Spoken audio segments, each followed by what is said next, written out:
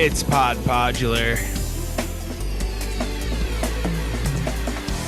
Welcome back, folks, for episode 43. It is Thursday, August 21st, and we're back to give you a recap of the three-night Midwest TS9 run. And that's all we got on the agenda for today. We got a ton of clips to get into.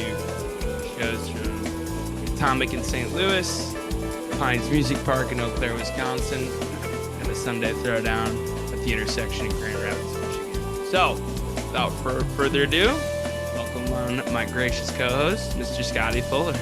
How you doing, Scotty? Doing good, brother. Doing good. We got no announcements. We got nothing else to share with y'all. No guest. Just little old us. And that's enough. God damn it, Nate. That's enough. It sure is enough when you've got three fresh new soundboards to cover. So unlike the Pacific Northwest, where we had four full shows, we got 5 sets here. So I think we can get to it here between the two of us. And typically we have some boots in the ground, but you know what? We had boots in the ground built right in to the equation here, with me being able to get to the St. Louis and Grand Rapids show. And holy cow, the return to St. Louis was every bit as epic as everyone would have hoped it to be, man. Let's talk heat first. My goodness, was it hot? So I don't know if you heard of. Go ahead. I heard Zach lost his shirt, right? Yeah, he must. I don't know where the last time he saw it was. Some point during the second set, we got a shirtless Zach Vollmer, which I don't remember seeing that since like it's almost maybe 2019, 2017. I can't remember the last time we saw that. I don't know if I've ever had the distinct pleasure of witnessing Zach Drummer play drums with his shirt off. I know that that Red Barn set, that's so legendary. Yep. That was a shirtless Zach set. You could probably still count them on one hand if I was guessing.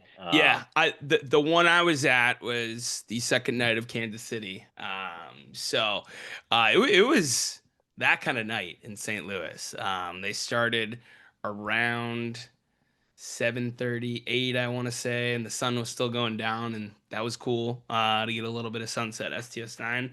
And you figured that the sun going down would provide a little bit of relief, but by God, did it not. They just cranked up the heat in terms of the energy of the set.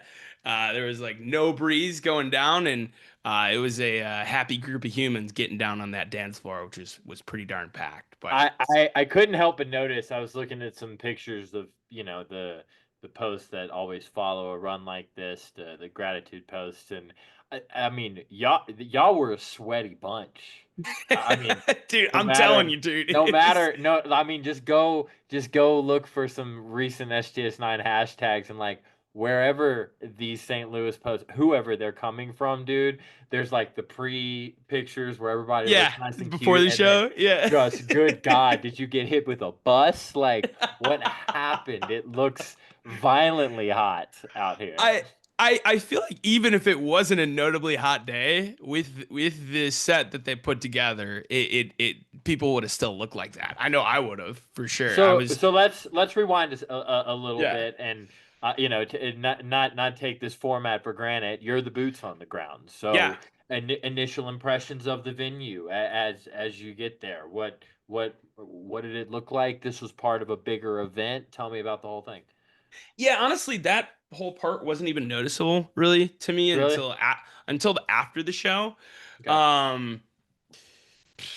I maybe only grabbed one beer before the show too. Maybe I would have noticed it a little bit more if I was like in and around the merch booth or grabbing more beers and everything like that. I was too busy drinking water most of this night.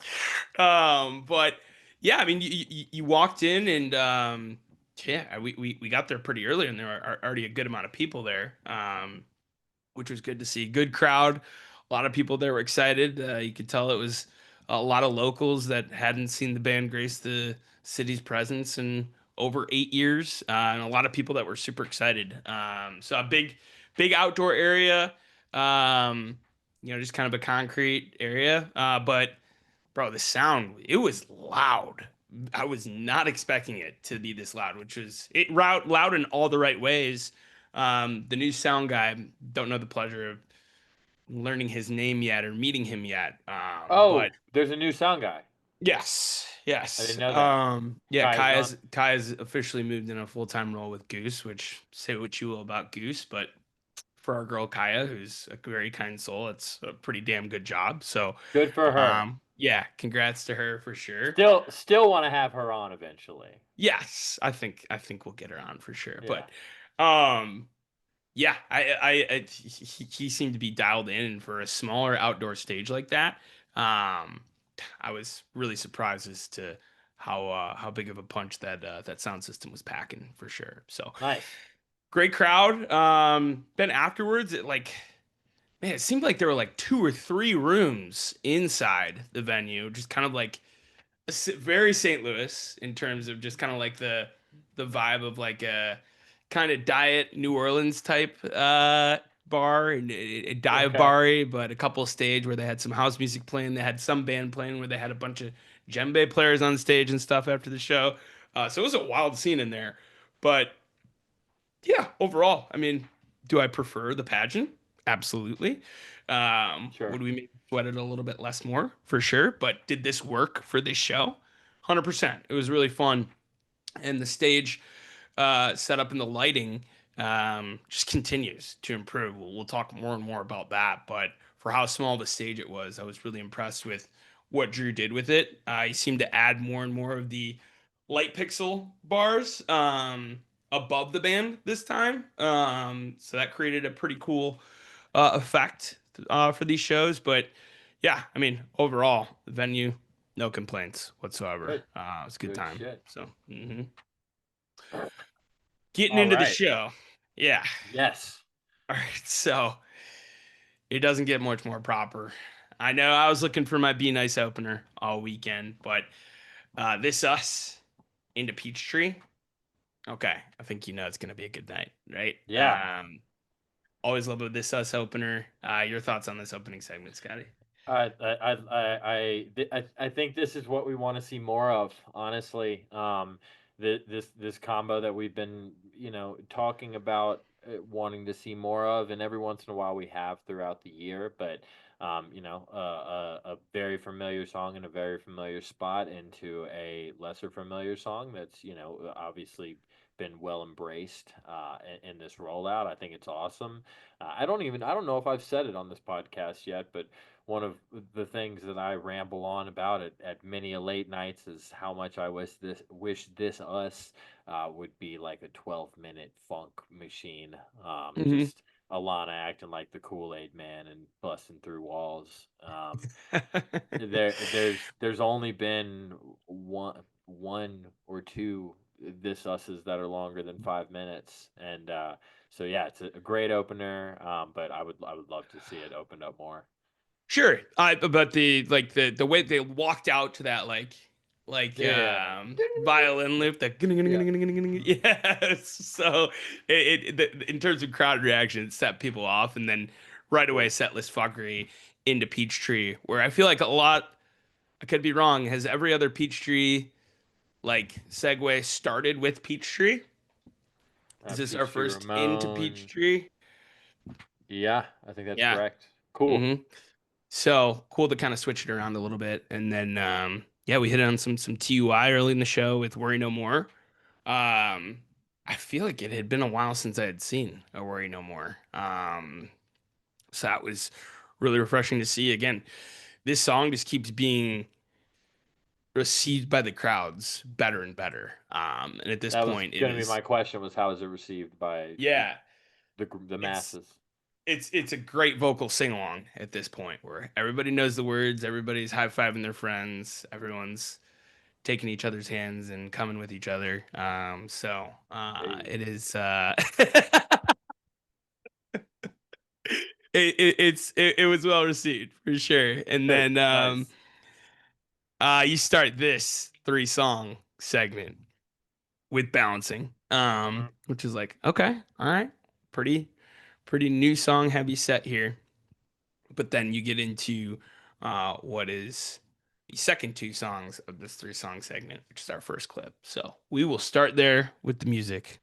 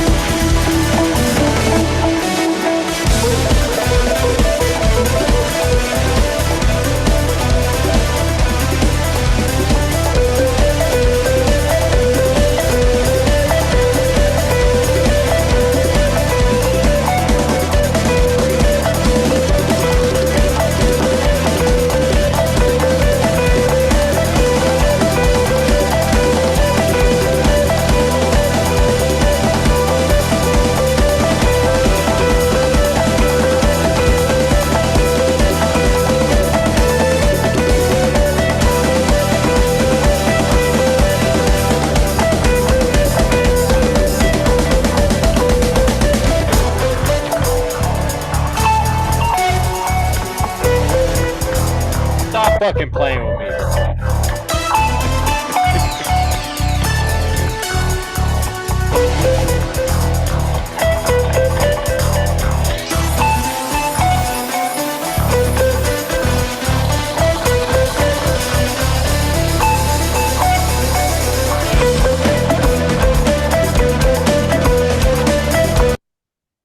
Okay, Hmm. so there's your 4.5 minute STS9 intro coming out to lift you up. I think biggest thing to note here is this is the most breakneck paced STS9 I've ever heard.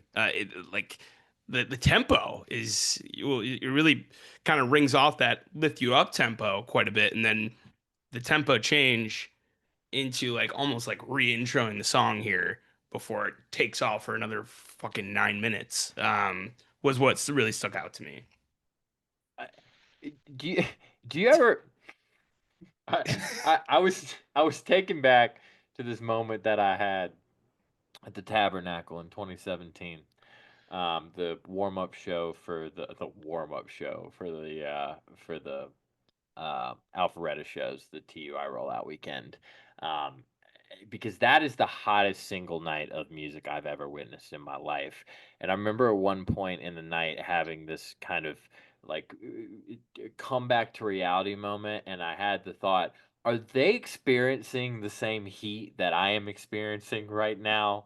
Because I feel like they wouldn't be playing like this if they were. And I had that exact same thought in the middle of listening to that. Like we talked about the heat ad nauseum already. It's like, are y'all not going through it right now? Cause holy shit, Do, I do you bet have Zach. AC up on stage or something? Right, right. Like I just picture like profuse sweat pouring down all their faces as they just grind through this absolute, like you said, breakneck STS9. Um, my first thought on this is this is not the kind of jam that happens without Alana. No. Yeah. The Really. technical Yep. pocket that she stays in this entire time is really really remarkable. Yeah. And it's what allows Phipps and Hunter to go to the moon and do some otherworldly shit the whole time because she is deep, deep, deep in the pocket on this one, and this whole thing is built on her back. Yeah, no, I totally agree. Coming off the Fret Tracks jam at the end of that lift you up kind of provides the spaceship fuel for where this one goes.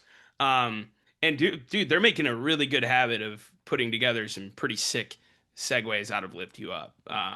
It's Hmm. really becoming a launching pad for them. We saw the one with Breathe In. Um, at Resonate. I know there's been a few others as well. We've seen some extended lift you ups from the last couple of years. Yeah, this is finding its way into the set list really nicely. But man, I mean, it's almost like they're a pot of water. They just boil when it gets hot, you Hmm. know? Hmm. Like it just gets them going. And it's extremely impressive. And the rest of this STS9 is a standout version as well. The intro, not quite does it stick out like the outro, not quite does it stick out like the one from Resonate, but it was a full on, I think, 5 minute outro. So they stayed in that kind of slower, smoother, jazzier outro for quite a bit, which gets the people moving for sure. So Also, I don't. This is one of those instances where neither one of us is qualified to really put our finger on what is happening here. But there's a raspiness to Hunter's guitar tone hmm recently, and yeah. it's like it's something he's turning on and off because it's not always there, but it's there at the beginning of this STS9. hmm And I know exactly what you're talking about. It's it growly. is, Yeah. yeah, there is hmm something there, dude. Yeah. I don't know what is happening, but I hope it keeps happening more.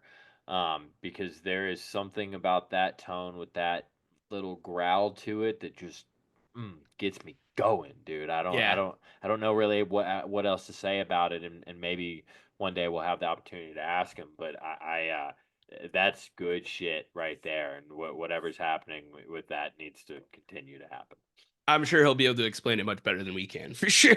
Yeah. So, but Also, like, I don't know if we talked about it before, but it always just like cracks me up. Like the absolute balls to name a song after the name of your band is so Yeah. funny. And we got to talk to Zach after the shows, and we brought this up to him on Friday night, and he was like, he reminded us that he wrote this. This is on Jungle Gyms along with Kabuki, Circus, and STS9 on that little mixtape he made, and he walked us through kind of the process in naming it, and he had already kind of made up his mind before he told the band, where he was like, I made this song and it just sounded so much like STS9 that I figured there was not a better fucking name for it. So there you have it. So that I was pretty mean, cool to hear him ma talk through that. makes sense. It does, especially the versions of it, in the last few years really do walk you through everything that this band does really, really well.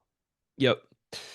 So then you end the first set with a fun, dancey 1-2 punch and Never Never and EHM. Again, this band debuts 1, 2, 3, 4 songs in the first set that have never been heard by a St. Louis crowd. Mhm. That's fun, you know. Yeah. So giving the city the nice treatment of being away for so long. But man, first set, great. It's a fun set, but this second set is what it's all about. It doesn't get much better than this, folks, and we don't go very far for our first clip from the second set.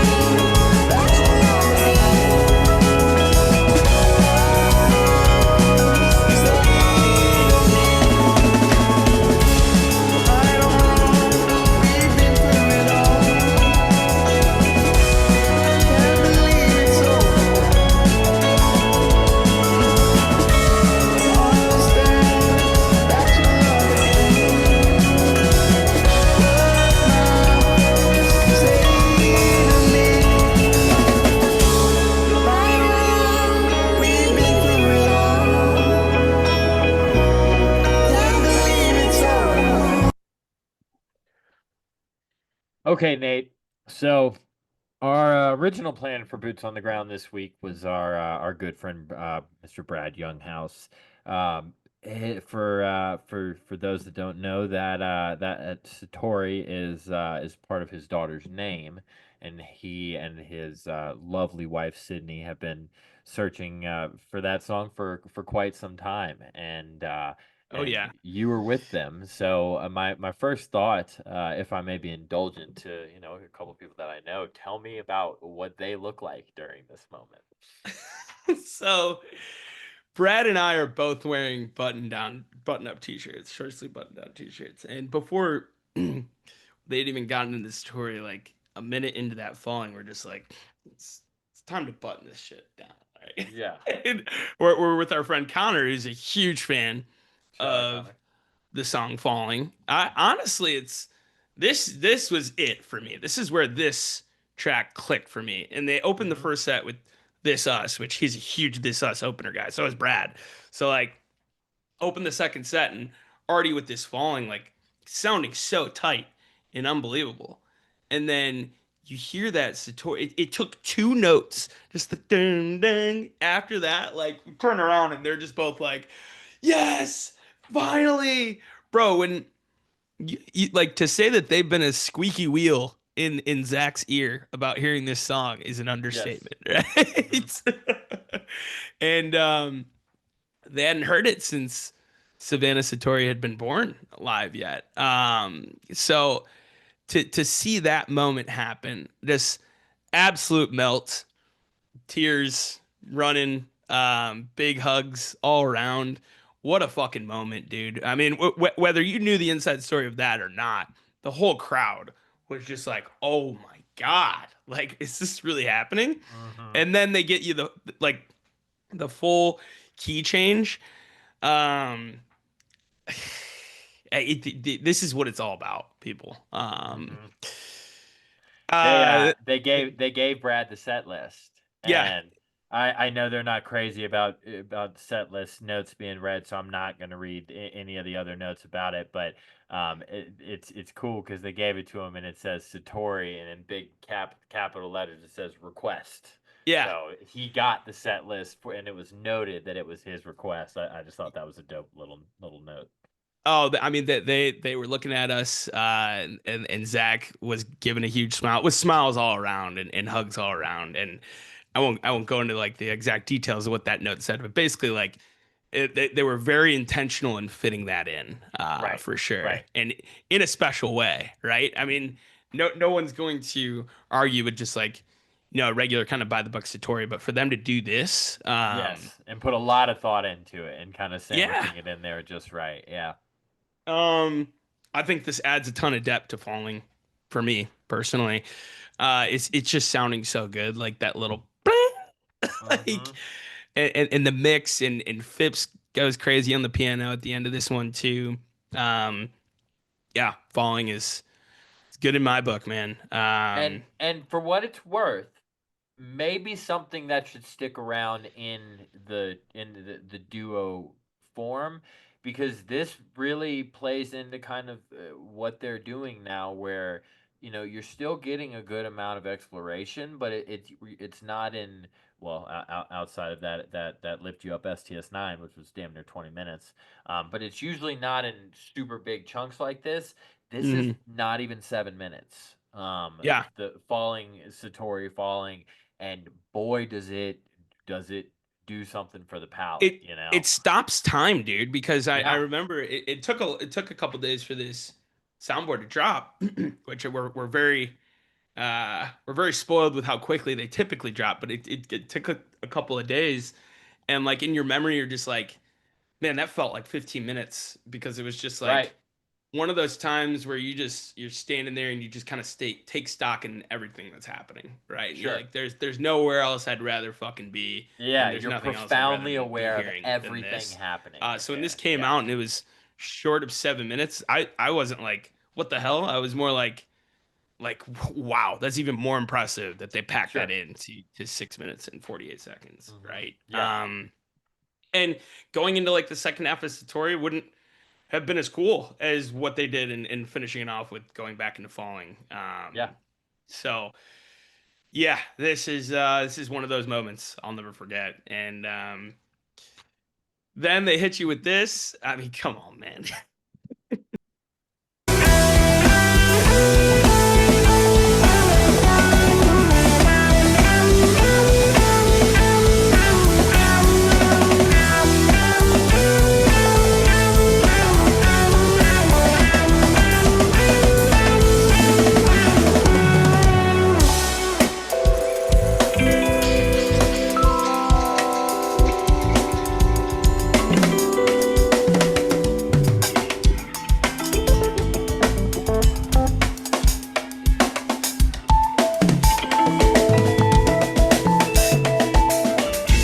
Good God.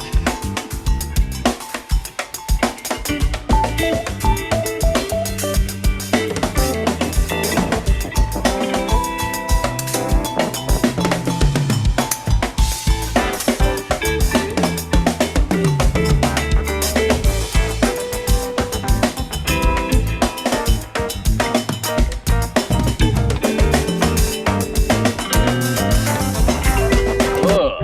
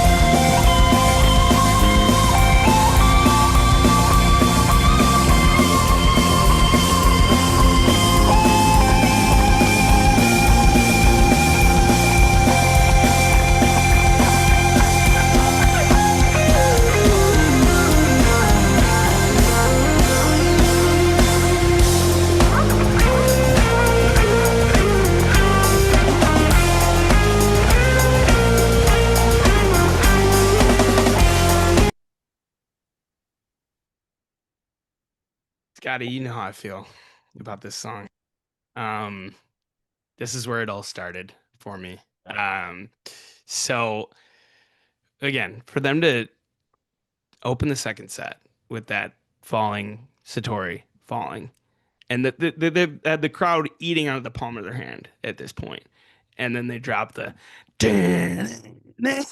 like to start knee buckler, bro. mhm, This one was special too. Again, not one that gets to the double digits in minutes, but it just doesn't fucking matter. We need to get out mhm, over that. Like these sections they're putting together where they're condensed into 3 or 4 minutes, like the percussion and on that aimlessly dropout is mhm. just Dude, enough cowbell to fill a Mississippi State football stadium, dude. Just Oh, insane amounts I'm of sure you cowbell. hate to hear that too, but in all I the right mean, way. I love the sound of Jeffrey's cowbell. It's probably really expensive and nice and not trashy and disgusting like one that you would find at a Mississippi State football game. Um, just covered in cow shit and just yuck. I can't believe I've given that school this much time on our podcast already. But yeah, just Jeffrey, not to be outdone by anybody on that aimlessly. Yeah. A monkey music amount of cowbell on there, and just I'm this aimlessly is in my top five. I wish that this was a classic song that got the frequency of play that a Come Why or Moon Socket or Oh, some I of am with you that know for sure. Yeah. like that there are certain songs that have been in constant rotation since the beginning of time and they will never not be. Aimlessly needs to be this. It's crazy that the last time this happened was last Halloween. It's almost been as long as this podcast has been on since the last time we Yeah. played. And the first time I'd seen it since the caverns in 2022. Wow. Yeah, I so for me to go that long without it aimlessly, like I had almost even forgot about like hoping for it. So like when it sneaks in backdoor like that, it's just that much sweeter. It was fucking everything for me. Mhm. So I mean, so much fun. Sorry, that was yeah, the Caves in 2022. So almost 3 years since I had seen it live. So um and then this set list keeps rolling with just absolute staples in the fucking catalog. With the Shock Doctrine and Blue Mood 1-2 combo after this. Really, really, really solid Shock Doctrine and Blue Mood. If we're just talking Yes. about this show this week, then we're definitely clipping one of those. Hmm. But we've got three to get to.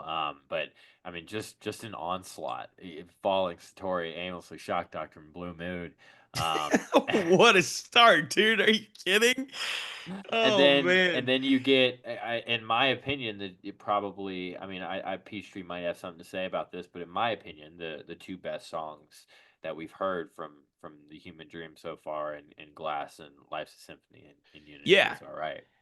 And to put them here and for them to work that the way they did, I mean, Shock Doctrine, awesome jam in there. Blue Mood, like you talk about crisp perfection, like, Mm-hmm. and then I thought we've been clipping the hell about it, so we won't get to it tonight. But this Life's a Symphony in Unity was uh, ripped a hole in the universe, dude. Like HB at the end of this is just absolutely disgusting. Like just a bunch of just giving people whiplash. Like every time he'd reach a new kind of like echelon of like note he was playing, just visually seeing people like what the hell, Mm-hmm. like getting his shoulder dips in.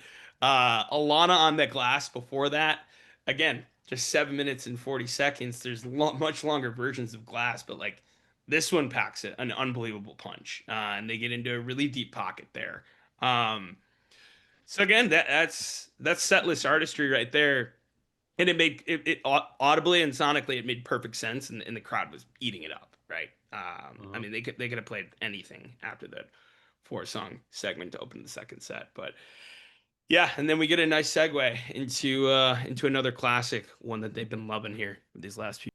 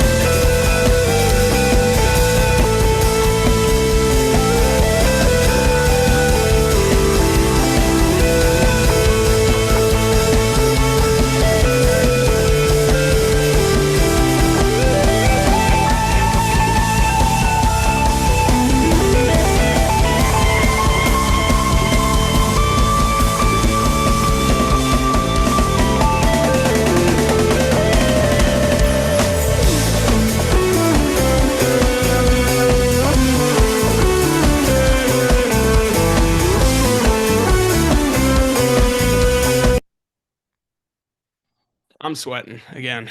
You only needed to be 8 minutes when you play it like that. That's what I'm saying, dude. They're just Uh, they're just getting to the part of the jam that's the best quicker.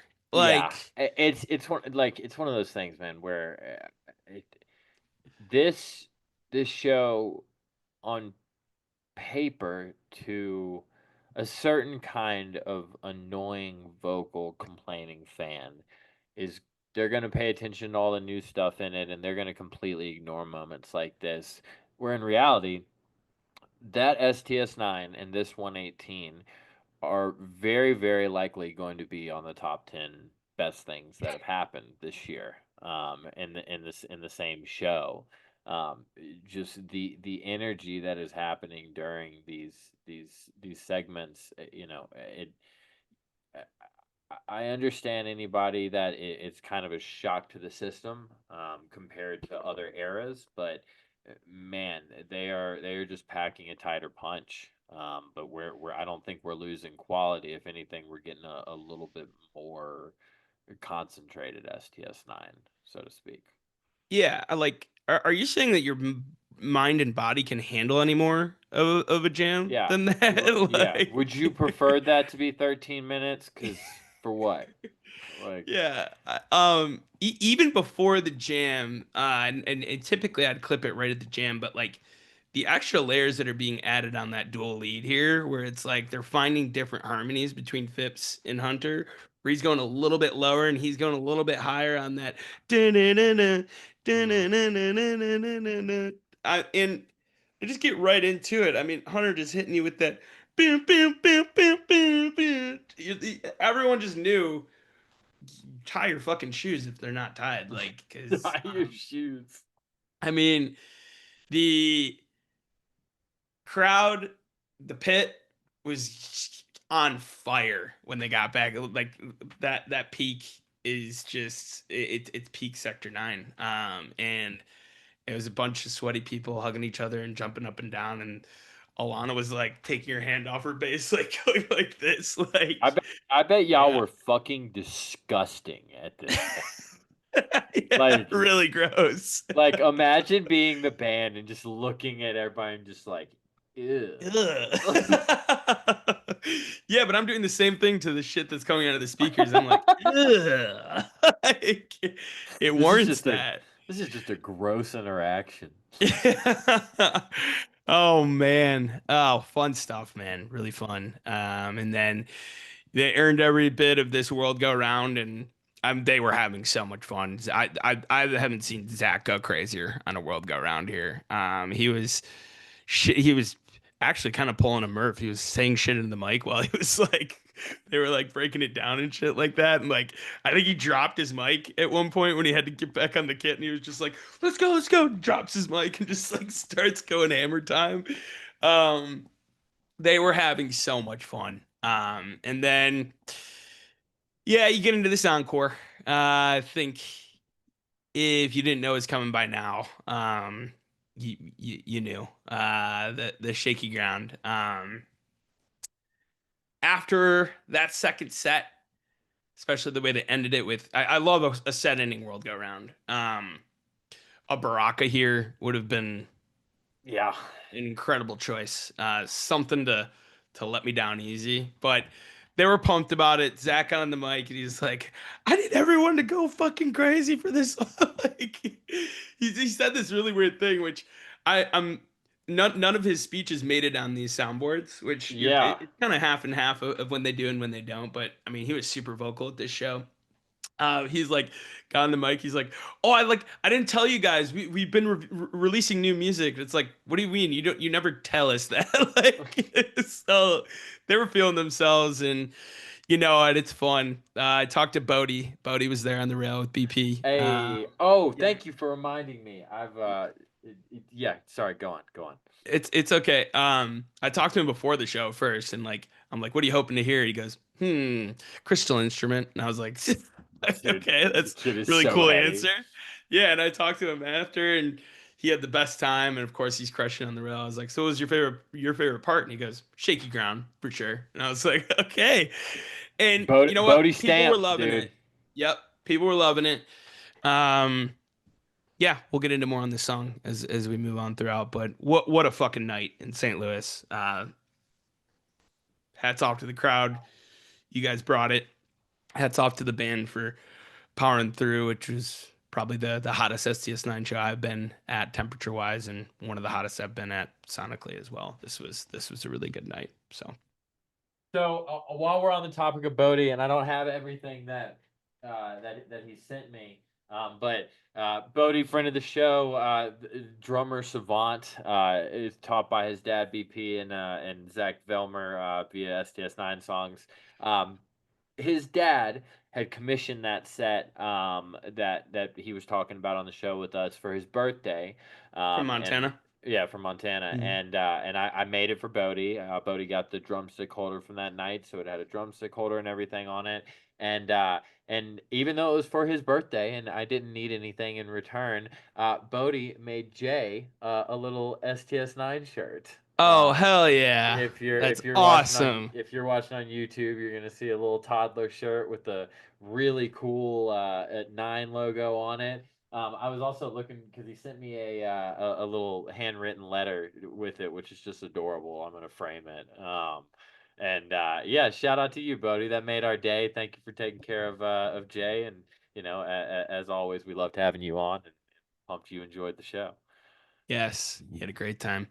So we moved to Wisconsin after this. Yes, we do. Yeah, supporting the string cheese incident at the Pines Music Park in Eau Claire, Wisconsin. Um, Everything I heard from people that made the trip, they'd said that this place is really fucking cool. So I'd love to see them return here. It was cool to see the band on on video, right? So was this a camping deal for Cheese? Kind of like a little Yeah, kind of two like a day. 2 day festival. Yeah. I would love for Tribe to return to this area and do something similar. Yep, It it's exactly what seems I was thinking for sure. based on the video and everything, seems like a good sized venue for them, and not as cumbersome for people as a 3 day. And obviously 3 days are great, but there's a lot of plus side to an event like this, like a Friday Saturday banger. Yeah, and of course, if you get a cheese crowd, there's gonna be people blowing bubbles and stuff like that. So this Yeah, this is maybe the greatest video that's ever been taken of Hunter Brown. Hunter Brown, you see the bubble, like you think he was thinking like that's approaching my gear. I'd prefer that to not get Uh, all over my stuff is here. this from a different angle? Yeah, look at this guy, dude. This bubble master. Oh my gosh. And then he's blowing it towards the stage. That was really cool. I think this is a cool This is the angle. one. Yeah. He's like, oh, I'll keep that away from my pedal board. um, but a fun set from what it looked like. Quite a few repeats here. Actually, yeah. I mean, you get Leipzig Symphony in Unity, it's all right.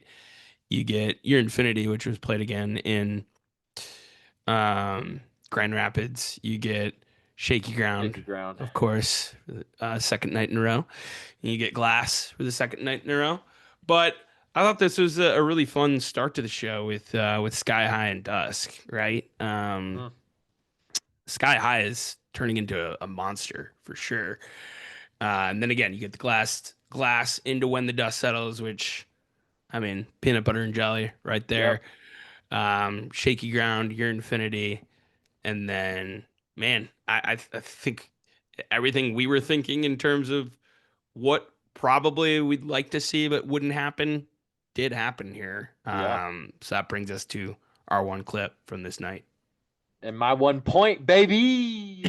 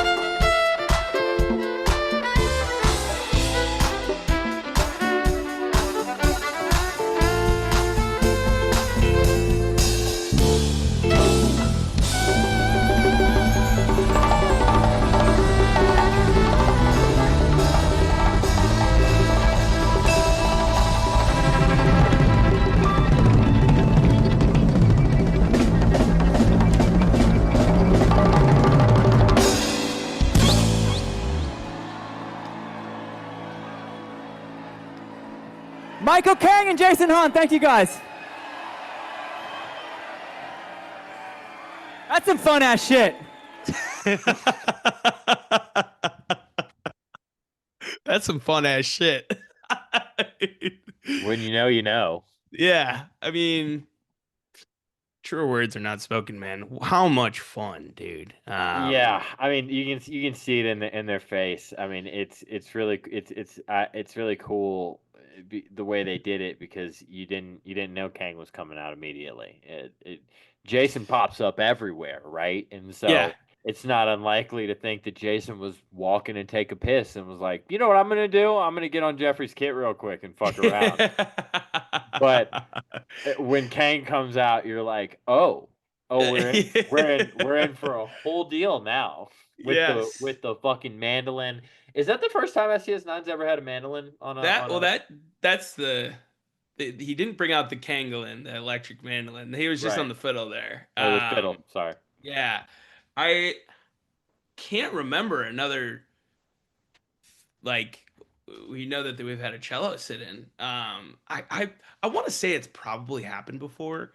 But I don't think really with Kang at an STS9 set, right? We've seen Certainly the not. whole band sit in with the string cheese during the string cheese set, but and if anything, I thought that's what maybe people would expect is we get a sound tribe sit in during the cheese set, but I'll take it come why with fucking Michael Kang and Jason Hahn. Um, Yeah, I mean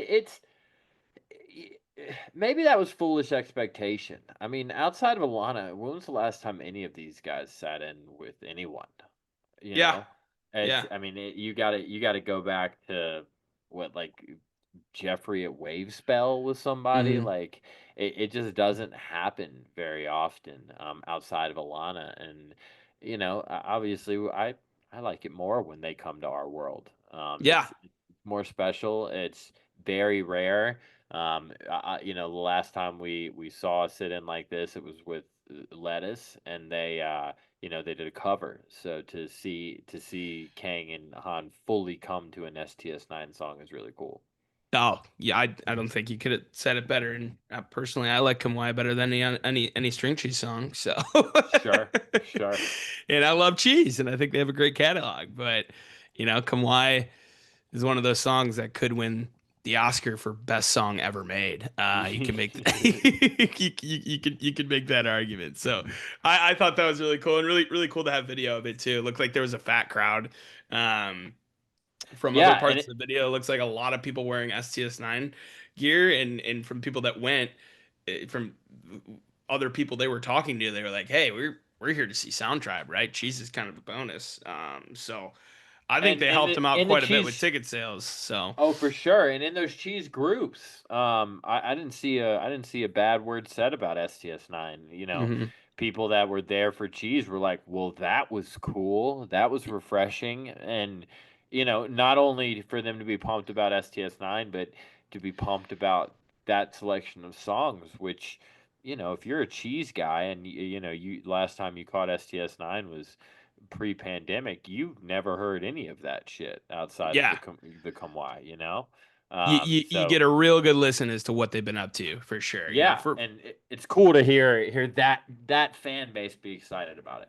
yeah, and for yeah, if you're maybe someone who's doing all three of these shows, are you a little bit let down by the set list? Maybe. Yeah, But you know what? It's not always about you. That's the thing. Yeah,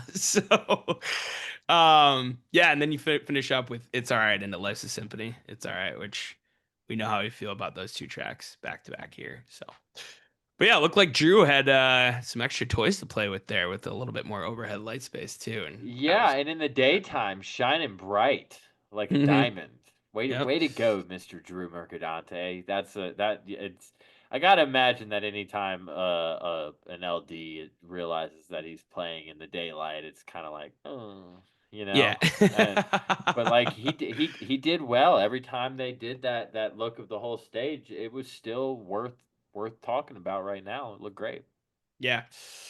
Well, let's move to the mitten, baby. We'll finish things Let's do out it. in Grand Rapids. Again, got a chance to get a night in my own bed to sleep and recharge the batteries a little bit. And a short drive from Chicago, less than 3 hours up to Grand Rapids. Grand Rapids is a great city. We ate good up there. It's a very clean city. We drank good. We were at Founders. Um, and it was the first time that I'd been to the intersection, the first time the band had been to the intersection. And man, this place is really cool. I really, really liked this venue. It sounded great. The AC was blasting. That was a Nice. huge one. Good sight lines, and nice and dark for Drew to play around here. So getting a chance to talk with Drew because we got to the show like right at doors. So he was hanging out. He showed me a new piece of equipment that I've never seen an LD use.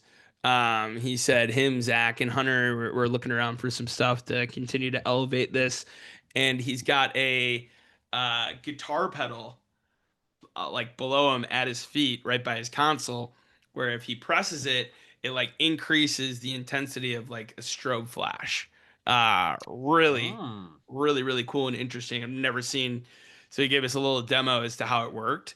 And before we get into the music, this was I thought a really, really good showcase as to like how comfortable Drew's getting and how he's coming along. I was super impressed visually by this show. Part of that being like, yeah, you're in an indoor venue after seeing an outdoor show where he had a little bit more room up there than he did on that smaller stage in St. Louis. But yeah, hats off to you, Drew. I was super impressed and came up and told you after the first set that that's your best work you've done so far with him, and he seems really pumped about it and excited about where this is going. So, but yeah, getting into the show, we started the show with it here. A little bit of really what fake out into Big Basin. I think I've seen And them. they never gave it to you either. Yep. I think I've seen them do that one other time when they played the Mirage in Brooklyn. And I'm a big fan of Big Basin. And this one had a little bit more teeth to it than usual as well. Zach went off. I think that Friday was the Hunter Brown show. Sunday was another great Hunter Brown show, but Zach Velmer seems to come to play on a Sunday better than anybody. So a great Big Basin. And then, man, if they're just like knocking off List and Nate Schuler's favorites this weekend, we get into our first clip from this night.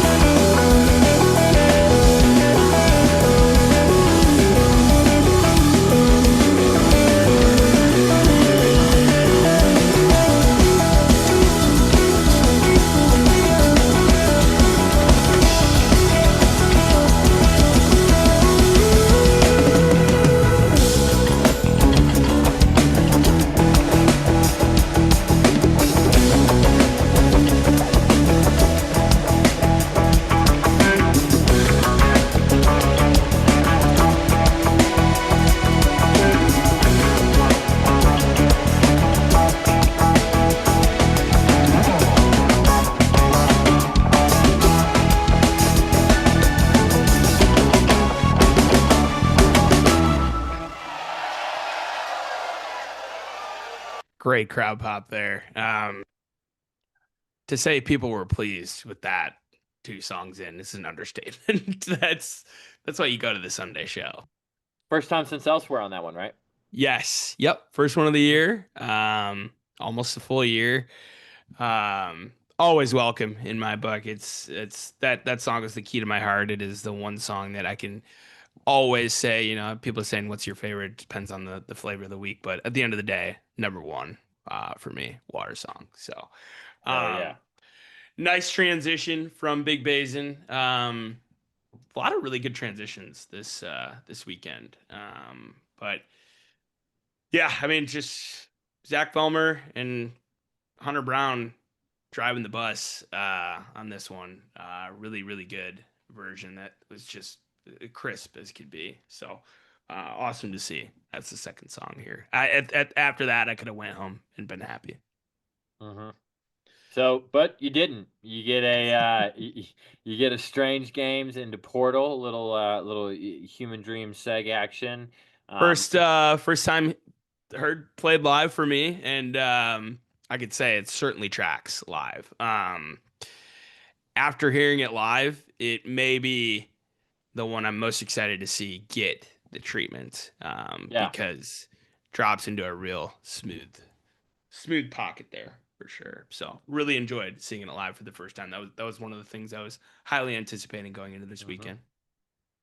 And then we get into an Out of This Scheming World, a TUI song mixed up with one of those songs that's become a pretty big crowd favorite and has kind of shaken the stink off that it once had when you and I first started following this band.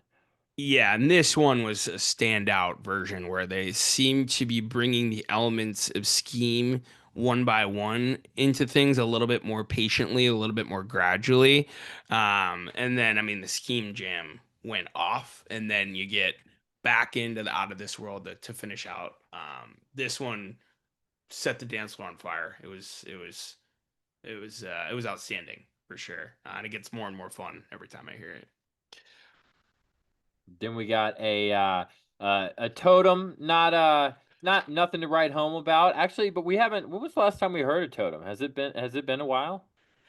Totem had been not played since Nashville. Yeah, so it had been 4 months. So in a time where they've got a lot of the newer songs to get to. Again, these are becoming, I think, placed more and more tastefully. And again, this is anyone who's concerned about song choice right now needs to understand the pattern. And it's like, man, for a lot of people, they have to take stock into like, okay, how long have you been around? Do you not understand what's happening right now? Like they're dropping an album, and then as soon as you know it, you won't hear Shaky Ground more than 4 times a year, right? If you're not into it. I like it. I think it's a lot of fun.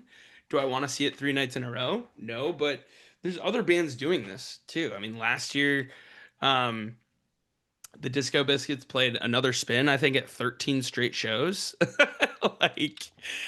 I don't think we're going to see that exactly with Shake Your Ground. I mean, we might. I thought that was funny. I think it would be funny if they kept playing it. But again, I think like what you see with the disparity between how much we're hearing Totem, where Scotty, like you said all the time, this is one we're hearing every weekend at a certain point for a certain number of years. And distance makes the heart grow fonder, and it was a lot of fun. But they ended the first set with really the only big modular jam of the night here. And I think for a lot of people, this was the highlight.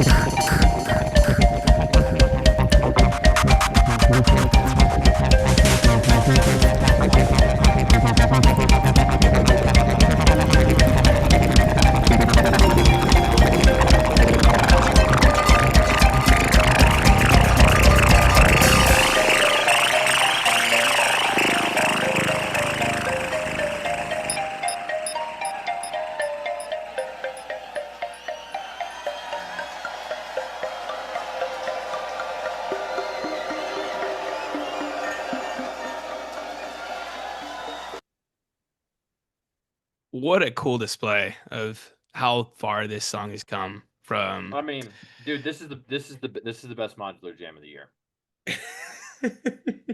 It is. It is. I mean, this is the best modular jam of the year. I can't think of any off the top of my head. That's just if any at all. That's how good this shit is. We were just talking about this song last week. The Manifestation Machine again, baby. Mhm. Just, but yeah, I mean, you said it. How far this song has come to be the show stealer of a Sunday show is really, Yep. really cool. I don't think this song gets played enough. I would like to be. If it's like that. Yeah, I mean, I would like to see a time period where this one really gets fleshed out and worked on, because this is just staggeringly good. It's just super patchy, Mhm. like the sound design on it. It sounds so good. Like, it was a stank face one too. You're looking around, people are just like, what the fuck? Like, um, when was the last one that had been played here? I'll look it up right now. But yeah, I mean, a crowd favorite, and like you said, stole the show. 7 months and 20 days. Nice. Not since New Year's Eve had this been played. So Okay. been in the lab with it for sure. And yeah, I think starting the show with it last week with how different it sounded then, and then kind of where it found its groove just months after that. And then, yeah, where it is now, where it's like, yeah, I mean, there's a really good one from the Chroma Light Year at Red Rocks where they opened a set with it, and it goes off like this. That it's a head bobber for sure. So great way to end the first set there. Second set starts off with more set list fuckery. March, then you get the backwards march into You Don't Say. It's not on the set list here, but that is certainly what happened. Dare I say I like it better that way. I don't know. Like it gives it puts the song You Don't Say in a little bit of a different position where it can't just be kind of the launching point. It's got to kind of be the crescendo. It's honestly not, to me, of all of the kind of typical opener songs, it falls flatter than any of them. Yeah, I agree. Yeah, I don't it's love it. I've never loved You Don't Say as an opening song. And yeah, I agree. I think putting it on the back end of a song like March, it just it fits better. You know, what am I trying to say about You Don't Say? You get the point pretty quick yeah. with it. It doesn't really go many places when it's just kind of sitting there at the beginning of the set. You know. Right. It's not useless, but Hmm. its use gets used very quickly. Yeah. And so as far as kind of a feature section of another song like March, which is long and has a modular jam sometimes and can really go some places, I think it's a better use if You Don't Say, honestly. Yep. No, I agree. And yeah, the only other time they've done that, I think, was the last time they were in Santa Cruz. So it was really cool to see them with that. And again, you kind of thought that that was maybe a one-off, but man, it really worked here. And then you get the rework surge where like I'm still getting used to that, dude. They started playing this, and it might have even been a little bit different than the other intros we've heard for it. I was looking around like I'm not really sure what this is, and then you hear Hmm. the like that little sample Yeah. in a really good segue into our final clip here of the show, where I have not heard a version of this song quite like this one.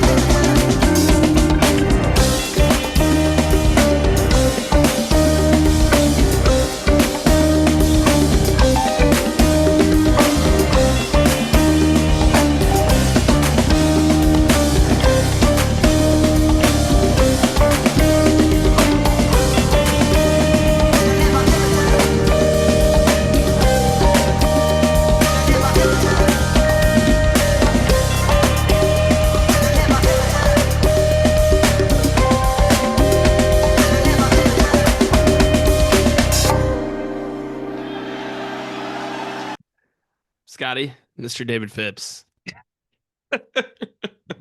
David Phipps slaps your mom respectfully. He did. No, David Phipps gives your mom a nice warm hug, honestly. A good back massage with some Yeah. scented oils. My goodness, dude. This is the jazziest soul slap that's ever happened. Really cool to hear this direction on it. Typically, it's a big Hunter Brown song.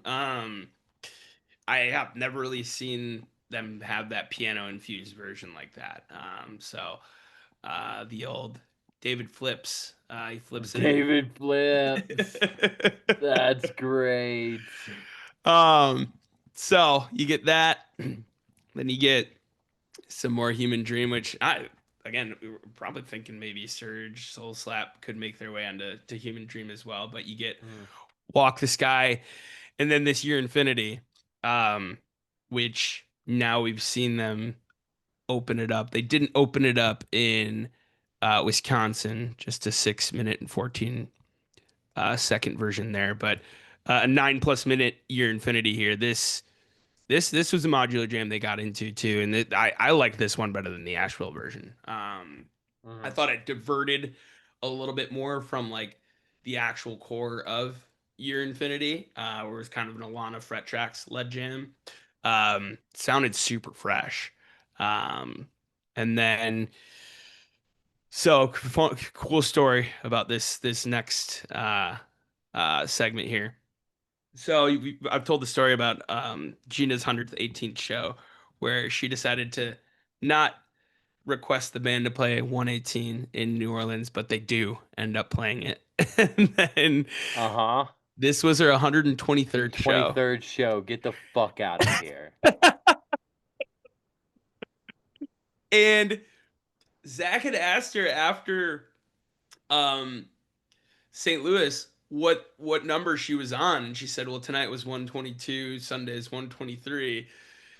So who fucking knows, dude? I'm not gonna say that that's the reason that they played it, but I mean, just more serendipity and more cool shit behind this weekend of being there. Man, I really like Biggs in 123. Yeah. It's a lot of fun. It's a crowd pleaser. People were getting down. This one in particular was very well executed. Before we were talking about a couple weeks ago. We were talking about songs that don't have a studio treatment that would sound great on the Human Dream. I didn't think of Biggs 123 at the time, but that would fit. Yep. Yeah. Yeah. And you get that new Biggs intro that they've been messing around with. I think they debuted it at Resonate. Sounded super fresh. And then you get your third Shaky Ground in 3 nights. Scotty, did you? I think I've said what I needed to say about this, but I'll give you the floor. Look, I go back and forth because I totally see both sides of this argument. On one side, yeah, grow up. This band is rolling out an album. If you've been following this band, like most people that listen to this podcast, you know that this is just how it happens. They are trying to find where these songs fit. They just wrote them. They're very excited about playing them live. And so I get all that. On the other hand, if you have seen the last 7 STS9 shows, you've seen 6 Shaky Grounds. And that is a bit excessive as far as I'm concerned. If for no other reason, just because let's get excessive with some of these other songs. I mean, let's run Portal into the ground and see where that goes 5 different ways. You know, let's finally give Peachtree 10 minutes. Maybe. Yeah, like Shaky Ground is not new. It debuted last year. Was it Red Rocks? Red Rocks, debuted? yeah. Debuted at Red Rocks last year. So this is one that we've been hearing. I don't have a problem with it. I was and am a big Shaky Ground guy. I guess give them a pass because they dropped it as a single on Friday, and so it makes sense this weekend of all weekends for it to be at every stop because it wasn't in a traditional tour fashion, and so it's reasonable to think that a lot of people didn't hit all three of them. Of course, we know most of the people that did, and so it feels like everyone did, but they didn't. Most of these shows were, one-offs for the people that were at them, and from Yeah. that perspective, I understand it. I just I don't love 3 nights in a row. And Yeah. I hope we don't ever see that again. I understand being excited about it, but I think a break somewhere in these 3 nights would have made the other two a lot more understandable. Yeah, to their defense, this was a crowd that hadn't seen them in a very long time as well. It had been 8+ Yeah, years since they'd been to Grand Rapids, and there were a lot of people there that were really excited to have STS9 back in Michigan, separated from a festival set from Electric Forest season quite a yeah, bit, but to get a proper two set throw down, and for what it's worth, this one was the best one of the weekend for sure.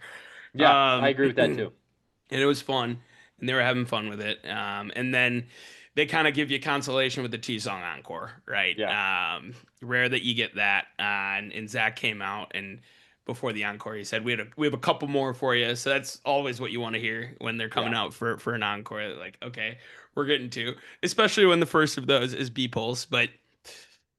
When they start B Pulse as like the last song of the show or as an encore, I'm groaning a little bit. It's a song I chased for so long, and took me well into close to 100 shows to get, and it's been seeming to be following me around a little bit since then. But like they make me eat my words by the time they finish it. This one was spectacular, super tight, and dude, the crowd was eating all this up, man. You hear some of the crowd pops on these soundboards, and you're like, wow. And being there, the energy was really good on this night. And then, of course, they segue into circus, and I think I'm coming to terms with how fucking good this song is. I mean, don't shelve it. Keep it around, man. What a way to end the weekend. This circus is just another standout version that continues to kind of have a little bit more spice than the last one that you've heard, and doing some different things with an unbelievable Alana Rockland solo on this one, and exactly what that yearning Grand Rapids crowd needed to end what was their first show there after 8+ years. I mean, you can't leave a group of 1,500 plus humans much happier, walking away from a show with one that a lot of people are wanting to hear, and probably a lot of people maybe have been wanting and don't hear quite a bit. So You heard him, people. Stop bothering Nate. He has officially walked back his circus hate. Stop slapping him on the back and poking him and I bothering him still during love it. circuses. I still, because it makes me smile that much more, and I'm like, fuck it, you know what? I don't care. I'm here to, and I'm enjoying it. I'm over myself with this one. Yeah, really good feelings to end what was a really fun weekend of STS9. So fun stuff. Love STS9 in the Midwest. Your thoughts in general, Scotty? A good weekend, man. Got lots of good growth from the Human Dream material. Enough old school moments to keep to keep the old school fans at bay. And Yeah, dude. you Second set, St. Louis. You kidding? it might be set of the year. Let's be real. Yeah. We'll let all the chips fall before we have those conversations. But as knowing that we're gonna do that at the end of this year, when you see a set like that, your ears perk up and you go, "That I don't know if it gets much better than this, but let's see." Man, next week we have the incredibly tall order of previewing Colorado shows for the first time. Yes, we certainly do. It's coming up. We're getting bands going back to Boulder Theater, bands making their debut at the Dillon Amphitheater. From what I hear, there are a lot of fun plans for this run, both sonically and visually. A lot of people that are super excited within the STS9 camp about this weekend. It's going to be special, folks. So we will do some fun stuff to get you guys ready for that next week. But thanks for watching. Thanks for listening, whether you're um, watching on YouTube or listening on Apple Music or Spotify. Throw us a like, throw us a subscribe, throw us a comment or review if you're feeling nice. And yeah, you guys have a great weekend. See you guys next week. Much love.